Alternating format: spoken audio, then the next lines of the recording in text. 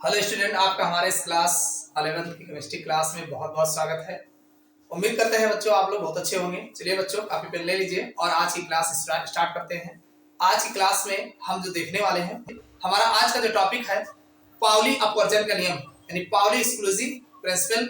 ये पाउली अपवर्जन का नियम क्या होता है, इसको हम अच्छे से जानने वाले हैं। और अभी तक याद नहीं किया है, अभी आपका याद हो जाएगा। बस केवल वीडियो के अंत तक आप बने रहिए, देखना अभी आपका तैयार हो जाएगा। चलिए देखते हैं, क्लास की शुरुआत करते हैं और देखते हैं कि पाउली अपवर्जन का नियम होता क्या है। देखो बच्चों, अगर हम पाउली अपवर्जन के नियम की बात करें तो इसमें दो बातें हैं, दोनों आपको ध्यान देने योग्य है। बस दो बातें अगर समझ जाते हो तो पाउली अपवर्जन का नियम तैयार हो गया।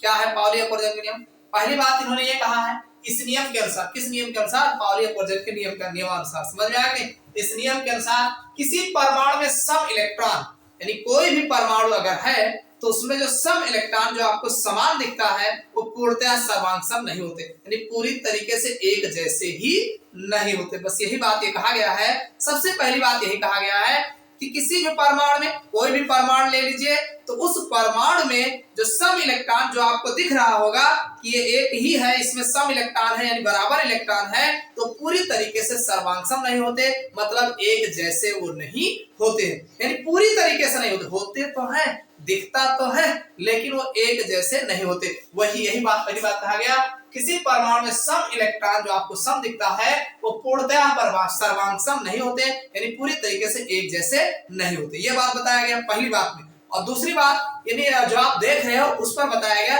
कि ऐसे मत देखो, ये पूरी तरीके से सर्वांग नहीं हो सकता। जो आप परमाणु देख रहे हो उस परमाणु में जो भी इलेक्ट्रॉन्स होंगे वो पूर्णतः सर्वांग नहीं होंगे, पहली बात। तो क्या होगा? तो दूसरी बात ध्यान सुनो, किसी भी परमाणु में किन्हीं दो इलेक्ट्रॉनों की, भाई आप सर्वांग का मतलब क्या होता है भाई? जोड़ा है। तो मान लीजिए किसी भी परमाणु में दो इलेक्ट्रॉन है। सपोज करिए इन्होंने एक छोटा सा एग्जांपल लिया, सबसे छोटा, कि किसी भी परमाणु में मान लीजिए दो इलेक्ट्रॉन है, तो उसकी जो चारों क्वांटम संख्या होगी वो समान नहीं हो सकती, यानी चारों क्वांटम संख्या अगर मिलाओगे तो समान नहीं होगा। क्यों? क्योंकि कहीं ना कहीं भिन्नता अवश्य आपको देखने को मिलेगी। तो इन्होंने दूसरी बात यही कहा, किसी भी परमाणु में किन्हीं दो इलेक्ट्रॉनों के लिए चारों क्वांटम संख्याओं के मान समान नहीं हो सकते हैं। पहली बात यह कहा गया, किसी भी परमाणु में सब इलेक्ट्रॉन पूर्णतः सर्वांग नहीं होते, यानी जो बराबर इलेक्ट्रॉन्स होते हैं, सम होते हैं, मतलब सम का मतलब जोड़ा होता है ना, सब विषम नाम सुने हो ना, सम का मतलब जोड़ा। तो सम इलेक्ट्रॉन पूर्णतः सर्वांग नहीं होते हैं और किसी भी परमाणु में किन्हीं दो इलेक्ट्रॉनों की चारों क्वांटम संख्याओं के मान समान नहीं होते। अब इनकी दूसरी बात हम चलिए देखते हैं, क्यों नहीं समान होता है भाई? जब दो इलेक्ट्रॉन है सेम जैसा दिख रहा है, कहां नहीं समान? तो इसको भी देख लेते हैं। तो जैसे मान लीजिए हमने एक एग्जांपल ले लिया, जैसे 1s²। भाई पहले कक्षक में दो इलेक्ट्रॉन है, इन्हीं को ट्राई करते हैं। तो इस कक्षक की अगर हम बात करते हैं तो सबसे पहले लिखेंगे पहले इलेक्ट्रॉन के लिए, पहले इलेक्ट्रॉन के लिए, और इधर हम बात करेंगे दूसरे इलेक्ट्रॉन के लिए, दूसरे इलेक्ट्रॉन के लिए। चलो देख लेते हैं कहानी बराबर है। तो देखो पहले इलेक्ट्रॉन के लिए अगर हम बात करते हैं, हमने कहा चारों क्वांटम संख्याओं के मान समान नहीं होते। क्यों नहीं होता? देखो यहाँ पर भाई n की वैल्यू अगर देखोगे पहले इलेक्ट्रॉन के लिए तो 1 होगा, भाई पहले वह है तो 1 होगा। तो इनमें अगर दूसरे इलेक्ट्रॉन की बात करोगे तो इसमें भी 1 होगा, क्योंकि पहले n का मान 1 है ना। चलो अब n का मान जो होता है, m के मान पर, भाई n का मान n के मान पर निर्भर करता है तो 0 हो जाएगा। तो यहाँ पर भी n का मान 0 हो जाएगा। चलो दोनों बराबर है भी। फिर यम का मान जो होता है यल के मान पर निर्भर करता है, तो ये 0 है तो ये भी 0 हो जाएगा, और यहाँ पर भी 0 हो जाएगा। क्यों? बराबर है कि नहीं है? यहाँ तक बराबर है ना। लेकिन जानने वाली बात ये है कि काहे नहीं पूर्णतः सर्वांग है, इसको भी जान लो। देखो अगर यस का मान निकालोगे तो पहला इलेक्ट्रॉन जो होगा ये 1/2 होगा, +1/2 होगा। कैसा होगा? +1/, लेकिन यहाँ s बराबर -1/2 होगा। कौन सा n/2 होगा? माइनस। पहला इलेक्ट्रॉन प्लस में होगा तो दूसरा इलेक्ट्रॉन माइनस में होगा। यही बात कहा गया कि किसी परमाणु में सम इलेक्ट्रॉन पूर्णतः सर्वांग नहीं होते, यानी आपको दिखता तो है दोनों बराबर होगा, लेकिन ये पूर्णतः बराबर नहीं होते हैं। तो वही कहा गया, किसी भी परमाणु में किन्हीं दो इलेक्ट्रॉनों के लिए चारों क्वांटम संख्याओं का मान समान नहीं होता। आप देख लीजिए इसमें चारों क्वांटम संख्या मान बराबर है, नहीं बराबर है। तो यही पाउली अपवर्जन का नियम बताता है। समझ में आ गया कि नहीं?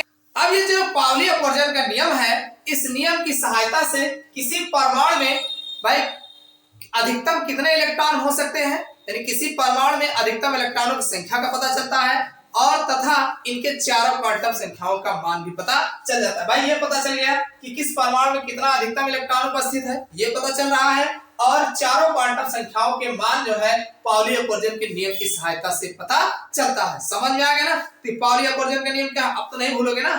नहीं भूलोगे, भूल जाओगे? अरे भाई इस नियम के अनुसार किसी परमाणु में सम इलेक्ट्रॉन पूर्णतः सर्वांक सम नहीं होते, तो फिर कहा गया किसी भी परमाणु में किन्हीं दो इलेक्ट्रॉनों के लिए चारों क्वांटम संख्याओं का मान समान नहीं होता। जैसे 1s स्क्वायर पहले इलेक्ट्रॉन दूसरे इलेक्ट्रॉन हमने दिखा दिया आपको। ठीक, चलो इससे जब भी पाउली अपवर्जन का नियम पूछा जाता है तो इनके अनुप्रयोग भी पूछे जाते हैं। चलिए इनका अनुप्रयोग भी जान लेते हैं। कौन सा अनुप्रयोग है इनका? पाउली अपवर्जन का अनुप्रयोग जो है, पहला अनुप्रयोग इनका ये बताया गया है कि किन कक्षकों में कितने इलेक्ट्रॉन रखे गए हैं। तो सबसे पहले कहा गया यस कक्षक में अधिकतम इलेक्ट्रॉनों की संख्या 2 होती है। आपको ठीक से पता है जो हमारा यस कक्षक होता है इसमें अधिकतम इलेक्ट्रॉनों की संख्या 2 होती है, ध्यान कर लेना इसको।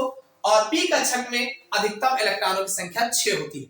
भाई जो यस कक्षक होता है, यस कक्षक में अधिकतम 2 इलेक्ट्रॉन होते हैं, पी कक्षक में अधिकतम 6 इलेक्ट्रॉन होते हैं, डी कक्षक में अधिकतम 10 इलेक्ट्रॉन होते हैं और एफ कक्षक में अधिकतम 14 इलेक्ट्रॉन होते हैं। पहला इनका अनुप्रयोग यही है कि आपको सभी कक्षकों में इलेक्ट्रॉनों की संख्या के बारे में बताते हैं। समझ में आ गया?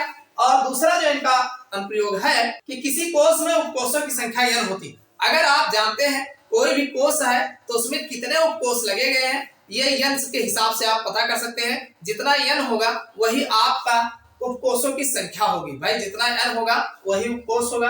अब किसी कोष में कक्षकों की संख्या, अगर हम कक्षकों की संख्या की बात करते हैं तो वो n स्क्वायर होता है। कितने कक्षक लगेंगे? वो n स्क्वायर होता है, n स्क्वायर के हिसाब से पता कर सकते हैं। अब किसी कोष में अधिकतम इलेक्ट्रॉनों की संख्या, यानी उसमें कितना इलेक्ट्रॉन भरा गया है भाई किसमें? कोष में, तो ये 2n स्क्वायर के हिसाब से आप पता कर सकते हैं। इसको याद कर लेना, ये पूछा जाता है प्रयोग में, कहीं न कहीं पूछ लेगा कि भाई किसी कोष में अधिकतम इलेक्ट्रॉनों की संख्या होती है, कितना होता है? तो 2n स्क्वायर होता है। जितना इलेक्ट्रॉन मैक्सिमम होते हैं ये 2n स्क्वायर के हिसाब से हम ज्ञात करते हैं। किसी कोष के कक्षक में चक्रण विपरीत दिशा में अधिकतम 2 इलेक्ट्रॉन होता है। भाई जो चक्रण वाला मामला है, भाई किसी कोष के कक्षक में, एक कक्षक में कितना इलेक्ट्रॉन होता है? तो चक्रण के हिसाब से केवल 2 इलेक्ट्रॉन होता है। बस 2 से 4 नहीं भरा जाएगा, नहीं एक इधर लगाया 2 इधर लगा दो, एक 2 नीचे लगा दो ना। एक इलेक्ट्रॉन क्लॉकवाइज होगा तो दूसरा इलेक्ट्रॉन एंटी क्लॉकवाइज होगा। यानी उपकोष में जो कक्षक होते हैं उसमें अधिकतम इलेक्ट्रॉनों की संख्या 2 होती है। बस इसी के बारे में बताया गया है कि sp-d-f में कितने इलेक्ट्रॉन्स भरे जाते हैं, यहाँ प्रयोग किया जाता है कितने इलेक्ट्रॉन।